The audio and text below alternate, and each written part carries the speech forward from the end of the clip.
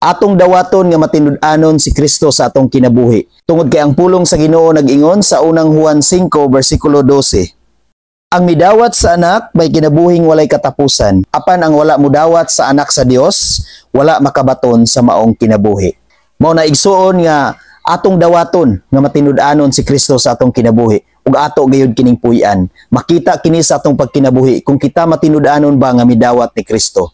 Kay kung wala kita matinud-anon nga midawat ni Kristo, kung dili kita matinud-anon nga midawat ni Kristo, dili makita sa atong pagkinabuhi dinhi sa kalibutan. Ug nagpadayon kita sa pagbuhat sa kalihukan dinhi sa kalibutan nga iya lang gayud sa mga katawhan ug dili iya sa Dios. Mga kalibutanong mga buhat nagpadayon kita niana kun dili nato matinud-anon nga gidawat si Kristo sa atong tibuok nga kinabuhi. Hinumdumi igsoon nga nag-ingon ang iyang pulong nga ang matinud-anon nga mudawat ni Kristo, ang matinud-anon nga midawat ni Kristo makabaton gayud og kinabuhi. Apan ang dili matinud-anon nga midawat ni Kristo, ang dili matinud-anon nga midawat sa anak sa Dios, dili gayud makabaton nini nga kinabuhi.